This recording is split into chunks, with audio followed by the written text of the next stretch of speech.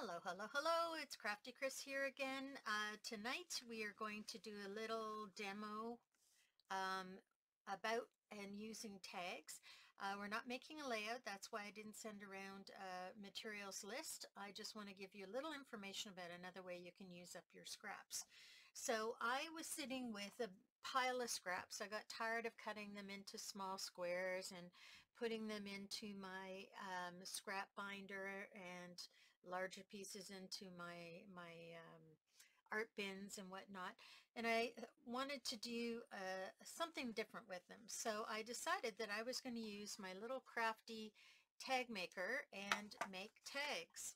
So this is the slew of tags that I made, and I gave myself a little cover page for it so I know what's in there, and there's more in here. So this pile of paper that I had turned into 171 tags, and I was able to pull them off in about over 2 days. I probably worked a total of 4 hours and ended up with 171 tags just from my scraps.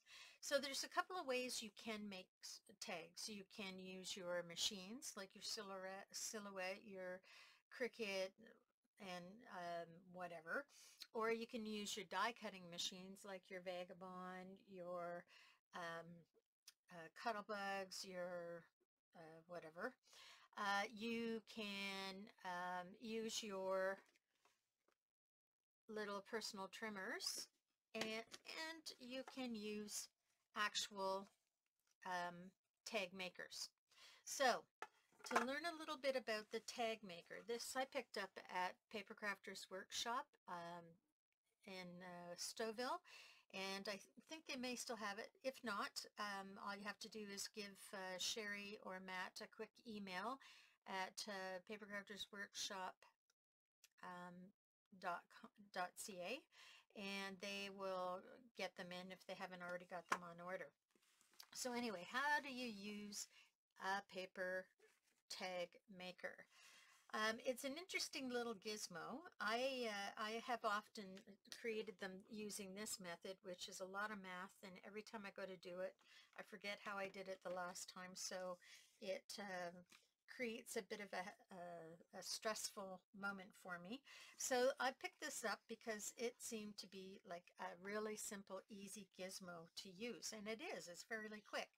So I'm going to just use this 2-inch strip, and I probably will cut it to a different size, but I want to show you how to make the actual cuts on your layout. So we have 3 features. We have the bar that holds the paper down.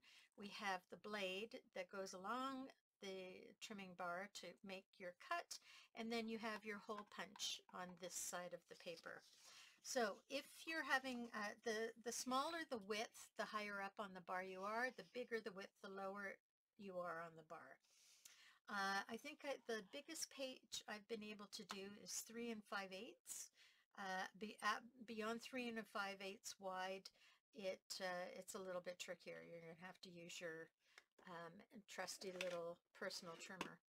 So all you do is, and this is really eyeballing, they have a grid here that's A, B, C, D, E, F, G, and I have a tendency to like in between the letters rather than right on the letters, but you can cut different widths of corners. So if I put this on the G, my corner cut is going to look, whoops, like this. So I get a small corner cut. If I turn it over and put it on the G, I should get a matching cut, but I'm going to try a deeper cut to see if I prefer the next line, which is H, and I get a deeper cut. Now sometimes I actually like between the two, but to finish this off so this tab is the same, I am going to go back up to the H. I think it was H. I did G, and now I'm doing H, just to finish this tag off because I want it balanced. And there's the top of your tag. Now there's a bunch of different things you can do for the bottom of your tag. I'm just going to make this a 3 3/4 inch tag, and I'm going to treat the bottom with my corner rounder. I have several different options here. I can use my small corner rounder, which gives me a small circular cut. I can use my medium corner rounder, which gives me a bigger cut. Can you see those cuts? Oops. So small rounded, bigger rounded, and then I can use my jumbo, which makes an even, whoop, helps if I put it in the right place, which makes an even bigger rounded cut. So since I did the big rounded cut, I'm going to finish this with big on both sides. Now, to get the hole in the middle, this little handy gizmo here has its own little punch. So I simply match it between the 2 and the 2 on this side because it's a 2-inch piece. And I'm just going to punch a hole. Now this hole might be fine for you, but I have a tendency to use thicker yarns. So I just simply go in with my hole puncher and make it bigger. Okay, and this little guy, I'm saving these because I want to put these in one of my shaker cards because I've got a bunch of these because I like the larger holes. So I'm going to use those little bits are going to become shaker card bits. So there's one example. So I'm going to get my paper card again, and this time I'm going to cut a little bit in between the two. So instead of doing the G or the H, I'm going to go halfway between the G and the H. So it's going to be a little bigger than our first example, but a little smaller than the example we have right now. So there is my two options. You can see they're quite a bit different.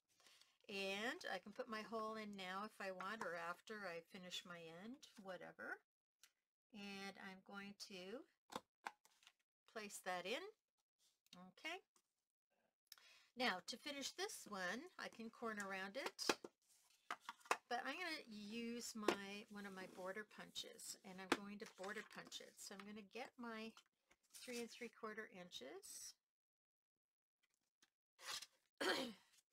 And now I'm going to border punch it with my, what do you call that? My scalloped edge. And I simply put this in, lining it up in between the 2 marks on either side. You see how I've marked it in? Okay, let's get that out of the way, bring it a little closer. So I'm lining it up between the 2 sides of my punch. I'm going to punch it, and there it is. Now, the wider I get, I may have to shift it in order to get that nice, clean scalloped edge. But there's our scalloped edge tag. And I'm going to make my hole a little bigger because that's how I like them. Save my little doodads. And there we go. I've just made 2. Now, let's talk a little, well, let's make one more. Why not? And I can do one more, I think, using a different strategy. I want to put, this I have never tried, it just came into my brain. I want to put a scalloped edge across the front. And I also want to go down the sides. I'm not sure how this is all going to work out. Let's see.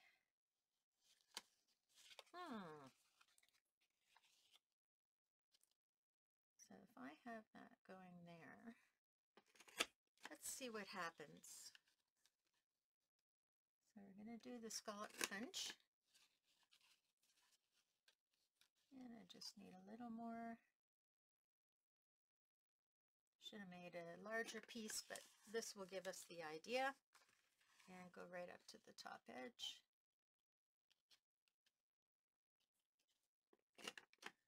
Okay, and there's my interesting looking corner. And I'm going to do that down this side as well.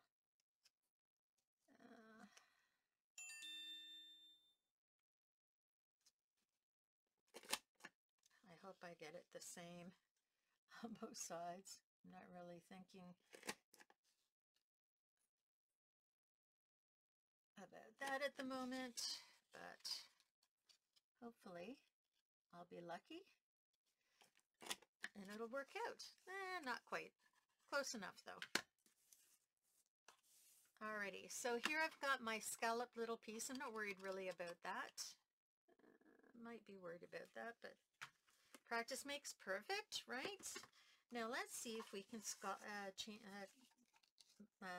create the tag using this. So I am going to try and get my tag in between the two scallops here down the side. And there's my blade. Always good to keep it in the blade place so you don't lose it. So there's my one cut. I think I might trim that a little more. There we go. That was awfully close, so I think I'll just make it a neater trim. Okay. And I'm going to do the other side similarly. And look at the interesting tag I have. So let's see what happens. This hole may not work out because I'm thinking that it's gonna, but we're gonna try it anyway. Oh, it did work out. Awesome. And now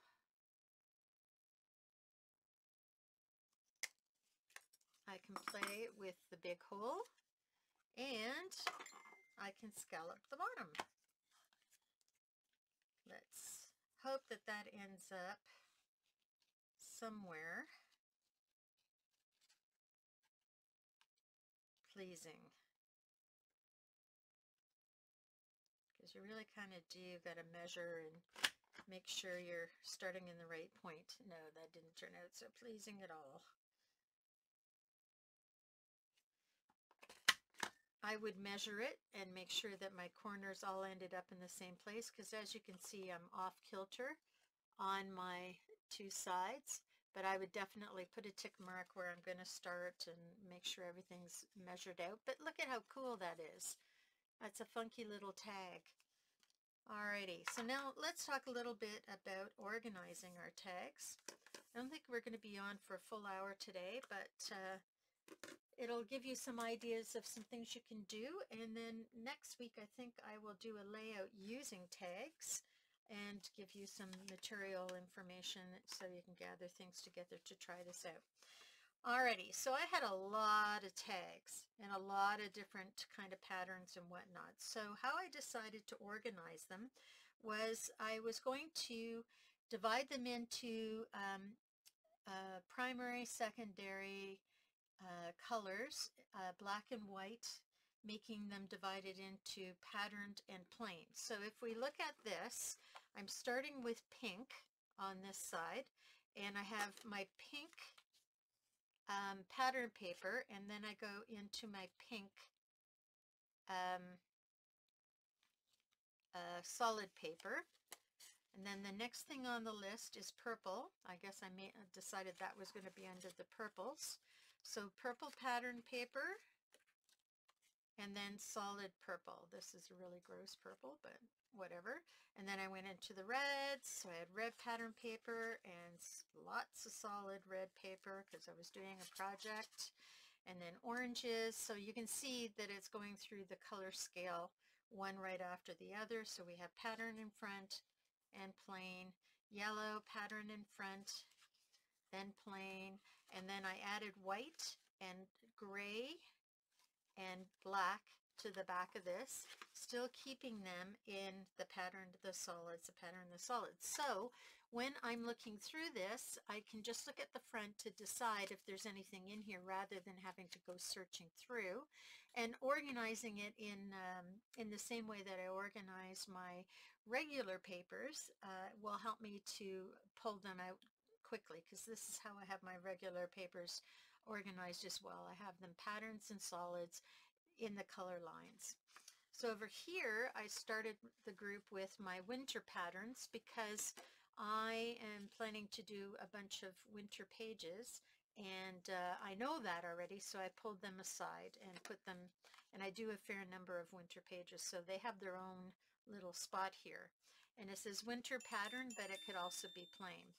Then we work into the multi-pattern pages, and the only reason I have these is because multis don't come in plain, right? So there's a single multi section where all the different patterns that have multiple colors in them would live. And then I went into the beiges, and here I have my patterns and my plains. Oh, I guess that was browns, sorry. Patterns and plains. Then I have my turquoises in my patterns, and then my plains, and then I have my green patterns, then plains. That one's out of its spot. Okay. And then I have my blues, patterns. Oops, lots of patterns in blues as well. And then plains. And I have them all stuck on these little binder clips. They're not in a binder, but they're a binder clip. And you can get these at Amazon. You can get them at Michael's if you want to pay an arm and a leg. You can get them at Walmart. You can get them at the dollar store. I think that's where I got these. The ones at the dollar store, you just have to be careful. I noticed that this has a little bit of a notch out of it, and it's quite sharp, so I'm going to have to file that down. This one seemed to be okay. So, you know, the dollar store has these. You just have to make sure you're not going to wreck your paper with them, that's all. So that's how I organize my tags. These guys are going to live on 3M hooks on my wall with all of my pattern stuff and my washi. And I can just grab these at any time. I'm a very visual person, so I like to have things close at hand, and so I can see them across a room, and it helps me to pull together a bunch of pages. So that's all I have for you tonight. It's a quick and easy one tonight. I hope you have been able to sort of wrap your head around how you are going to store your tags according to how you're comfortable with your papers. And if you're interested in this quick and easy little gizmo, again, you can purchase it on craftersworkshop.ca or give them an email from the website asking them for it, and they will order it in for you. So have a great night, and we will see you next Thursday. And next Thursday, like I said, I'm hoping to do a layout using these tags so you can see how having them pre-cut makes your life a lot easier. Having said that, have a great weekend. See you next week. Bye for now.